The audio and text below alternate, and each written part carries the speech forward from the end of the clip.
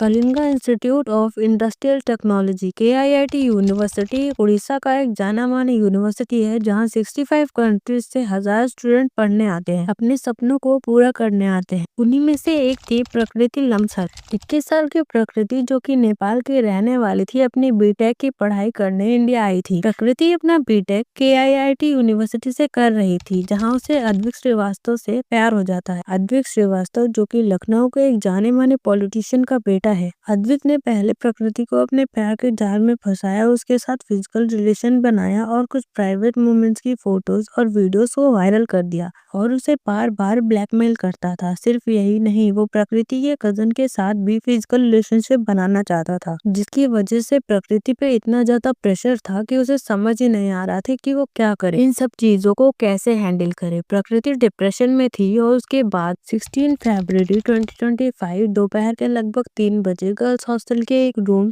QC4 में प्रकृति की लटकी हुई बॉडी मिली। पर सबसे अजीब बात तो ये थी कि इन्वेस्टिगेशन शुरू होने के पहले ही कॉलेज वालों ने अद्विक को उसके घर वापस भेज दिया था और पुलिस वालों के आने के पहले ही सारे प्रूफ्स और फॉरेंसिक डिटेल्स सब गायब कर दिए थे। उस दिन जब ये सारे प्रूफ्स हटाए जा रहे थे तो सारे स्टूडेंट बादशाह के कॉन्सर्ट में थे। उसके बाद जब बच्चों ने प्रोटेस्ट करना शुरू किया तो कॉलेज अथॉरिटी ने 500 नेपाली स्टूडेंट्स को हॉस्टल खाली करने को बोल दिया। लोगों को समझ आ गया था कि कॉलेज अथॉरिटी कुछ तो छुपा रही है। यूनिवर्सिटी में बाकी नेपाली स्टूडेंट्स भी सेफ नहीं है। तब नेपाल के PM ने खुद इस इशू को लेकर ट्वीट किया। 14 फरवरी वैलेंटाइन डे के शाम से उड़ीसा के KIIT यूनिवर्सिटी में एनुअल फेस्ट स्टार्ट होने वाला था, जो कि 3 दिन चलता और कई जाने माने स्टार्स उस फेस्ट में परफॉर्म करने वाले थे।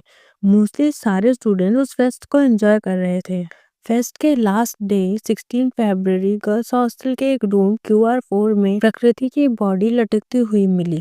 अद्विक, जो कि प्रकृति का बॉयफ्रेंड था और रिलेशनशिप के स्टार्टिंग से ही प्रकृति को हैरास करता था और बहुत अब्यूज करता था। करूंगा पूरा दिन शांति से, रात जब आती चली आती है।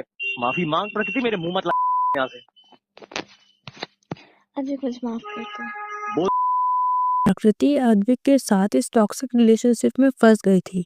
लास्ट ईयर नवरात्रि के टाइम पर प्रकृति ने अद्विक से ब्रेकअप करने की कोशिश भी की थी, पर अद्विक के पास उनके प्राइवेट मोमेंट्स की फोटोज और वीडियोस थी, जिनके बेसिस पे वो प्रकृति को ब्लैकमेल करता था और फोर्स किया रिलेशनशिप में वापस आने के लिए, और धमकी भी दी कि प्रकृति अगर उसकी बात नहीं मानी तो ये सारी फोटोज और वीडियोस लीक कर देगा। He manipulated her not to be friends with us anymore, so she all, it was all a scheme and we don't know about the scheme, and then he broke her nose also last. प्रकृति को कुछ समझ नहीं आ रहा था कि वो अब करे क्या, उसे करना क्या चाहिए, क्योंकि वो एक दूसरे कंट्री में आई है जहाँ ना उसकी फैमिली मेंबर्स है और ना वो ये बात किसी को बता सकती है।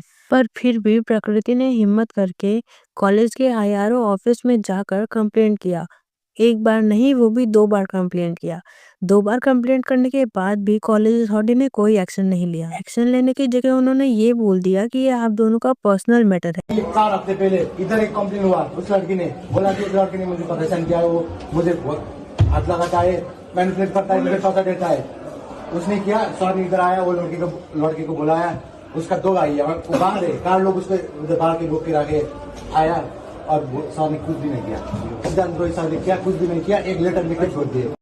इन सब से डिप्रेस्ड होकर प्रकृति ने सुसाइड कर लिया। और जब ये बात कॉलेज अथॉरिटी को पता चली तो इन्वेस्टिगेशन में हेल्प करने के जगह उन लोगों ने क्राइम सीन को ही टेम्पर कर दिया, सारे प्रूफ्स मिटाने लगे। यहाँ तक कि अद्विक के पेरेंट्स को भी कॉल करके बोल दिया कि ये इंसिडेंट हो चुका है, और तुरंत ही अद्विक की टिकट्स भी बुक हो गई। वो कंट्री छोड़ के भाग रहा था। थैंकफुली पुलिस ने अद्विक को एयरपोर्ट पे ही पकड़ लिया था, क्योंकि हॉस्टल के सभी लोगों ने अद्विक को ही प्राइम सस्पेक्ट बताया था। और तो और कॉलेज अथॉरिटी ने कुछ देर के अंदर ही प्रकृति के बॉडी को हटाने का डिसीजन भी ले लिया, जबकि नेक्स्ट डे सुबह 6 बजे फॉरेंसिक टीम बॉडी का एग्जामिन करने आने वाली थी। जो काम कॉलेज अथॉरिटी कर रही थी वो पूरी तरह से इलीगल था।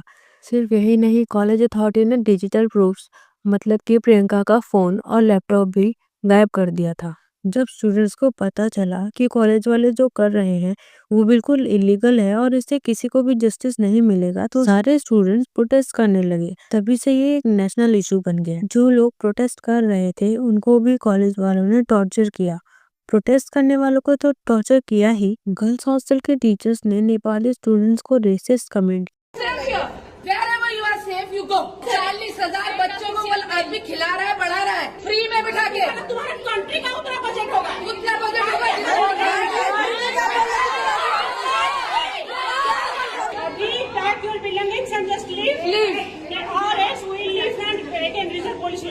हम लोग को ही टारगेट करके बोला गया कि तुम लोग स्कॉलरशिप में आए, फ्री में आए हो, हम लोग ये चुतियों से मनता सब लोग खिला रहे हैं। तो ऐसे शॉर्ट नोटिस में निकाल दिया, बिना पैसा बिना टिकट, बस में बिठाया, स्टेशन जाके छोड़ दिया। स्टेशन का भी पीछे वाला हिस्सा छोड़ा गया। फीस भरने के बाद भी किसी बच्चे ने टीचर से ये सुनने की उम्मीद तो नहीं की थी। हॉस्टल में एक लड़की की बॉडी मिलने के बाद उन स्टूडेंट्स की गलती बस इतनी थी कि उन्हें जस्टिस चाहिए था। उनको रेलवे स्टेशन के पीछे छोड़ दिया गया। नेपाली स्टूडेंट के पास फैमिली तो छोड़ो, रहने तक की जगह नहीं थी। कितने स्टूडेंट्स को तो रात स्टेशन पर ही बितानी पड़ी। कॉलेज हॉस्टल के रूम से जबरदस्ती स्टूडेंट्स को निकाला गया। ये काम करने के बाद वो बहुत खुश थे और सेल्फी भी लिया। जिन स्टूडेंट्स ने उनकी वीडियो बनाई थी उनसे फोन छीन कर जबरदस्ती वीडियो डिलीट कराई गई और जो स्टूडेंट्स कॉलेज वापस गए उनसे फॉर्म फिल करवाया। इसमें मेंशन था कि उन्हें यूनिवर्सिटी के सारे रूल्स फॉलो करने पड़ेंगे और वो कुछ भी इनडिसिप्लिन एक्टिविटी नहीं कर सकते, जिसका मतलब था कि वो प्रोटेस्ट भी नहीं कर सकते। कमेंट नहीं करेंगे इस पे। लाइक हम लोग को मना किया गया है प्रॉपर कुछ भी बोलने है, अंदर हम लोग पे एक्शन लिया जाएगा। फिर आपको मना किया गया है कि आप ना बोलें।